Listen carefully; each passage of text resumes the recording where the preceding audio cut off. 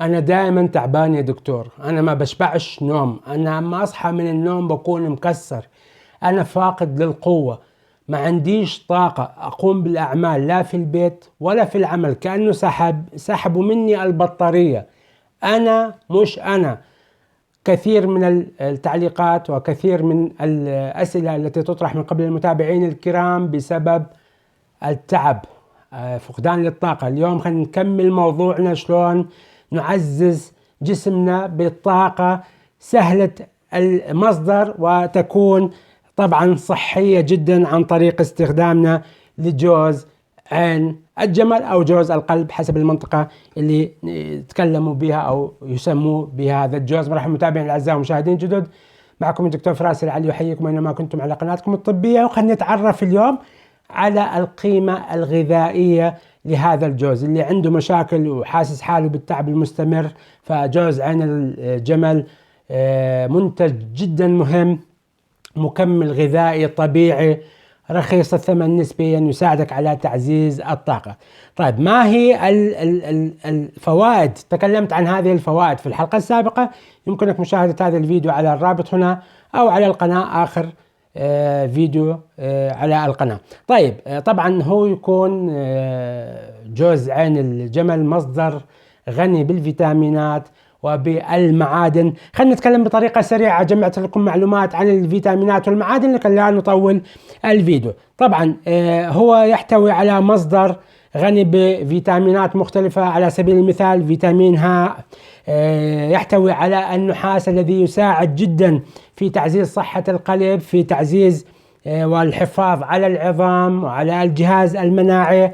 طبعا يحتوي على الفولات أو حامض الفوليك الذي يلعب دور مهم جدا في تعزيز الجهاز العصبي ونموه بطريقة صحيحة، وقلته يؤدي إلى مشاكل أثناء الحمل ويؤدي إلى تشوهات خلقية. خلينا نتكلم أيضا على احتوائه على الفسفور. الفسفور طبعا مهم جدا من مكونات الجسم، ويساعد أيضا في صحة العظام ويؤدي وظائف مهمة في الجسم. المنغنيز.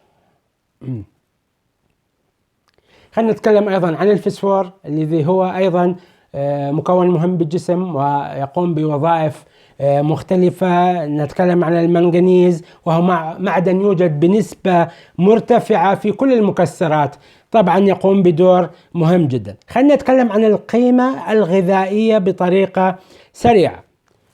في كل 100 جرام من جوز عين الجمل أو جوز القلب، في كل 100 جرام، مو بقشره، يكون صافي، كل 100 جرام. طبعا هذا قبل ما أتكلم عن القيمة الغذائية، هذا من منتجاتنا المحلية، يعني من زراعتي لهذه الشجرة حصلت على هذا المحصول. طبعا كميات أكبر، ولكن ها في اليوم عرضها عليكم بفضل الله طبعا علينا. ولكن تحتاج هذه الشجرة إلى رعاية كبيرة وإلى اهتمام كبير. طيب، خلينا نرجع للقيمة الغذائية. لكل 100 جرام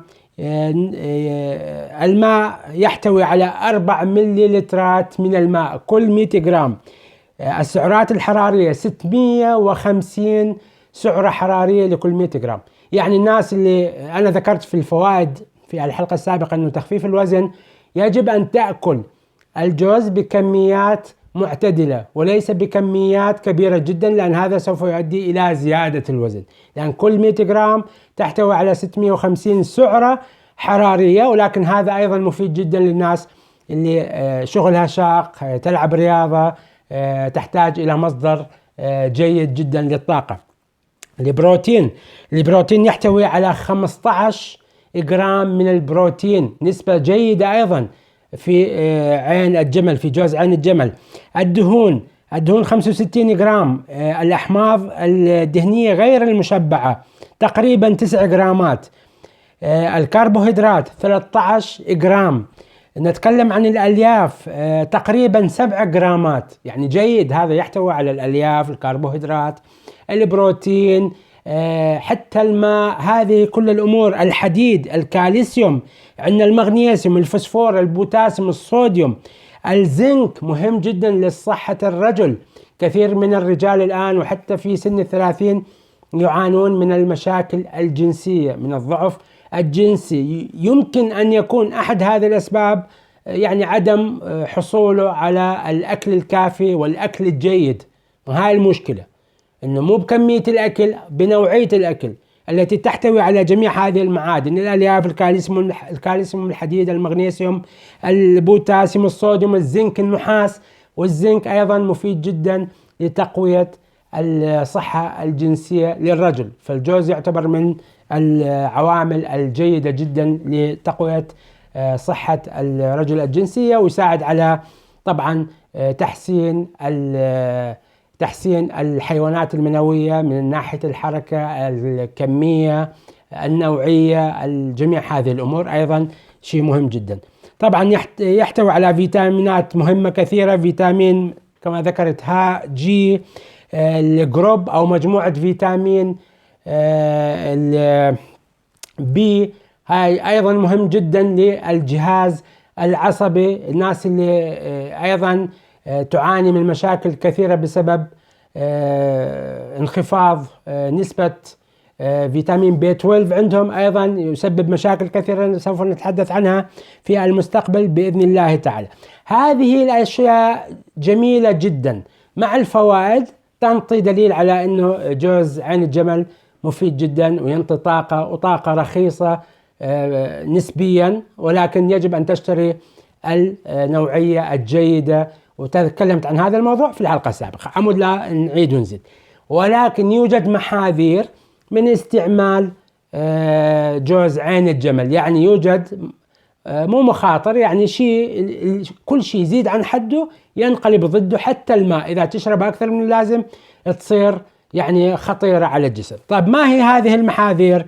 أول شيء هي تقليل امتصاص المعادن، يعني ما ظل تاكل لك تقول دكتور فراس قالنا كلوا شو اسمه الجوز عين الجمل لا تاكله بكميات كبيرة، كله بشكل يعني لو تاخذ لك حبتين باليوم تكون جيدة، 3 حبات يعني لا تاكله بكميات كبيرة لأن سوف يسبب مشاكل بامتصاص المعادن. طبعا في بعض الناس عندها حساسية من المواد الغذائية ومن ضمنها الجوز. في ناس بس تاكل الجوز يصير عندهم حساسية، وإذا أكلوه بكميات كبيرة ممكن أن تظهر هذه الحساسية، فأرجو الحذر. طبعا بالنسبة للحوامل أيضا يجب الانتباه من هذا الشيء وعدم أكل الجوز بكميات كبيرة جدا، وطبعا متابعة حالتها عند الطبيب المختص. لا نأكل بكميات كبيرة جوز عين القلب أو عفوا عين الجمل أو جوز القلب، ولكن بشكل معتدل.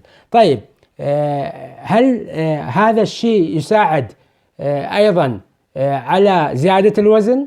طبعا إذا أكلت كميات كبيرة من جوز عين الجمل هذا سوف ينطيك طاقة كبيرة جدا وسوف يزيد وزنك، لأن في الحلقة الماضية تكلمت عنها أنه مصدر جدا جيد للطاقة وممكن يؤدي إلى تخفيف الوزن بسبب أنه إحساسنا بالشبع، ولكن إذا أكلت أكبر من الكمية اللازمة ممكن يزيد الوزن. هذه الأمور بطريقة سريعة تكلمنا عن القيمة الغذائية وعن مخاطر تناول جوز عن الجمل بكميات كبيرة. في الحلقة القادمة بإذن الله تعالى وبطريقة سريعة ومختصرة سوف أعطيكم بعض الوصفات اللي ممكن نستعمل بها جوز القلب أو عين الجمل بوصفات سريعة التحضير لكي نحصل على أكبر فائدة ممكنة. اشترك بالقناة وفعل الجرس. أطلب منكم هذا الشيء ليس لأمر ما، ولكن خوارزميات اليوتيوب المختصين ينصحوا بالطلب هذا الشيء لكي تساعدوا القناة على وصول لجميع الناس بإذن الله تعالى. أحبكم بالله وإلى الحلقة القادمة.